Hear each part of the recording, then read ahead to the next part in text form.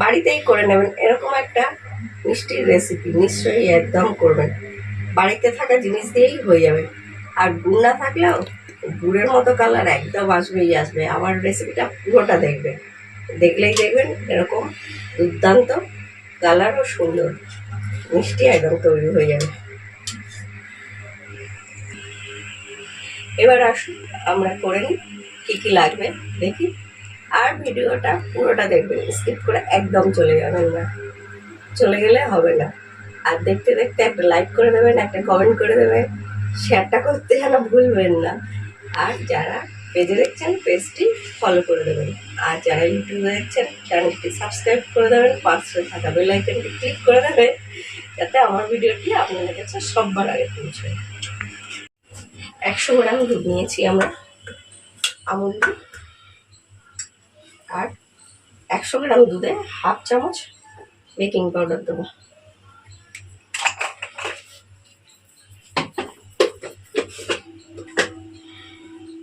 আর 1 চামচ ময়দা।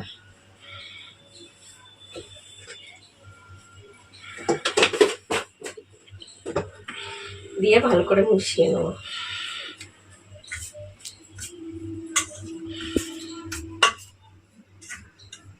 যারা ডিম দিয়ে করবেন না তারা হাফ চামচ অ্যারারুট দিয়ে দেবেন এর সঙ্গে। আমি ডিম দেবো বলে অ্যারারুটটা দিচ্ছি না।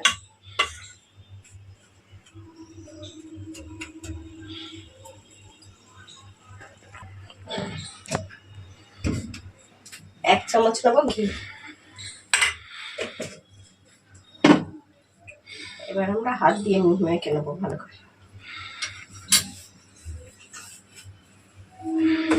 রেসিপিটা পুরোই দেখতে হবে, নাহলে বুঝতে পারবেন না।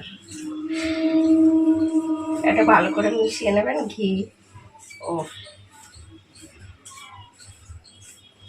ময়দা সব যেন মিশিয়ে যায়।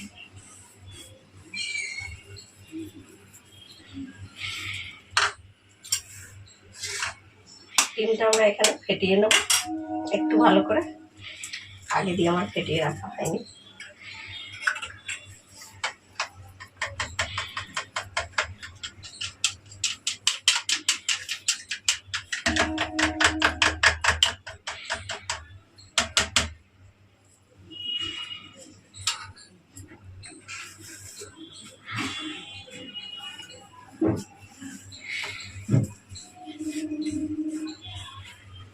এটা মাখা হয়ে গেছে। এবার আমরা এটা রেস্টে রেখে দেবো 10 মিনিট। 10 মিনিট থাক। 10 minutes later. এই কিন্তু আমার দুধটাও জাল দিতে বসিয়ে দিয়েছি। 1 লিটার দুধ দিয়েছি,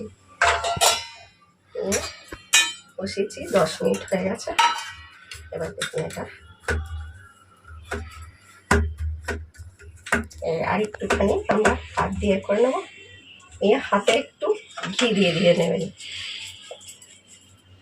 ঘি দিয়ে নিলে হাতে আর লাগবে না। আপনারা যেরকম শেপ দিতে চাইবেন সেরকম দেবেন, লম্বা গোল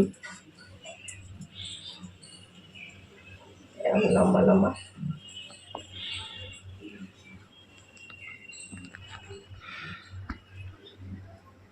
আমরা সবকটা এরকম করে নেব।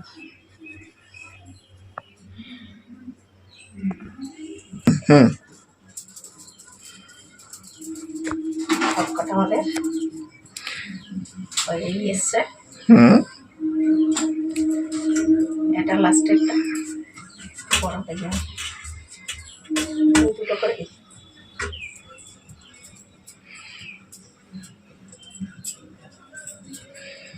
হয়ে গেছে। এবার এই তো এই দুধটা আমাদের বেশ ফুটছে, সর পড়ে গেছে ওপরে, গাঢ় হয়ে গেছে। এবার এগুলো দিয়ে দেবো সব।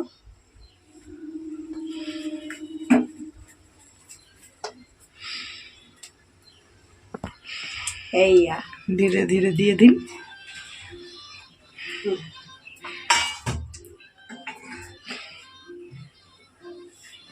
দেখি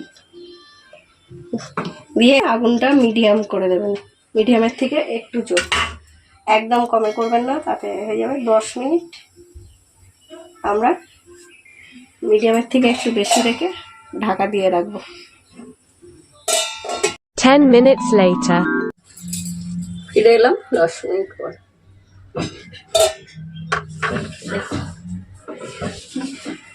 কিরম ফুলে ফুলে উঠেছে দেখুন।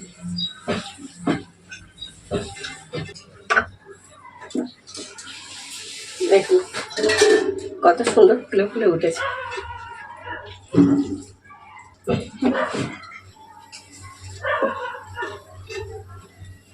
দুধটাও এর সঙ্গে গাঢ় হয়ে যাচ্ছে, কিন্তু এগুলো তুলে নেব একটা জায়গায়।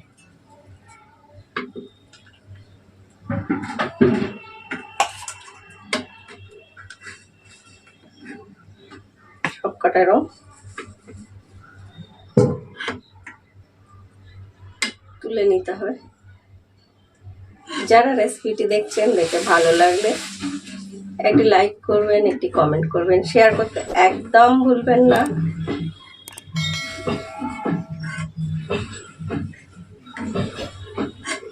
আর যারা পেজে দেখছেন, প্লিজ প্লিজ নতুন বন্ধুরা পেজটিকে ফলো করে দেবেন। যারা ইউটিউবে দেখছেন, চ্যানেলটি সাবস্ক্রাইব করে দেবেন, পাশে থাকা বেল আইকনটি ক্লিক করে দেবেন।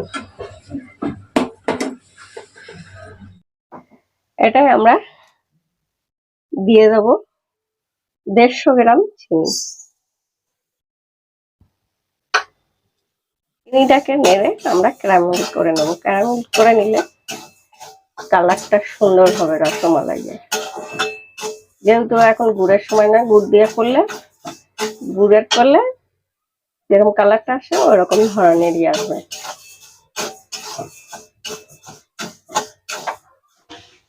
একটুখানি জল দেবো।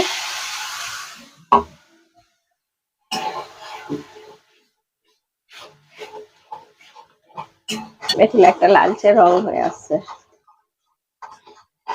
গরমও পড়েছে, কিন্তু একটু কষ্ট হলেও বাড়ির জিনিসটা খেতে অত্যন্তই ভালো লাগে। তাই আমার মনে হয় বাড়িতে করে নেওয়াই ভালো সব জিনিসটা। আর যখন মনে করবেন যে রাত্রিরে খাবেন, সকালের দিকে করে নেবেন। রাত্রিরে খেলে সকালে করে রাখলে জিনিসটা ভালো হয়, সঙ্গে সঙ্গে জিনিসটা তো খেতে ভালো লাগবে না।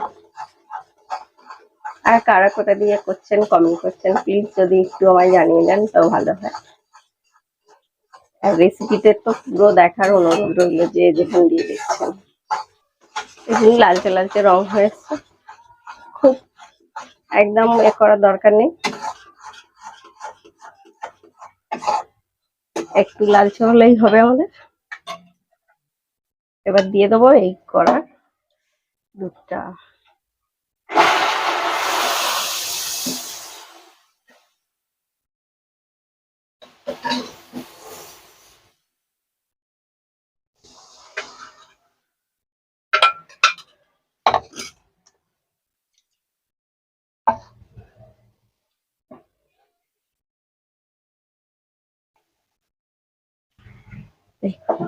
দেখুন কালারটা কি সুন্দর হয়েছে।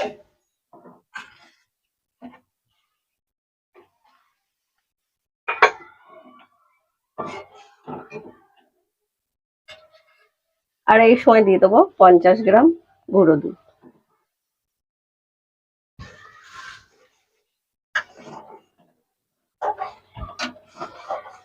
যখন বাড়িতে করছি তখন তো একদম রসমালাইটা সেরম করতে হবে, তাই না? এটা ফুট ধরে গেছে। এবার আমরা দিয়ে দেবো এই যে মিষ্টিগুলো।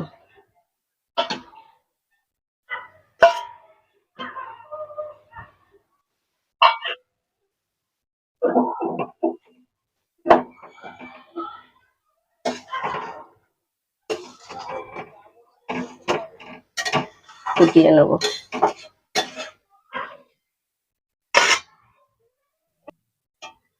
দেখুন আমাদের রসমালাই হয়ে গেছে, ঠিক যেন গুড়ের রসমালাই দেখতে হয়েছে।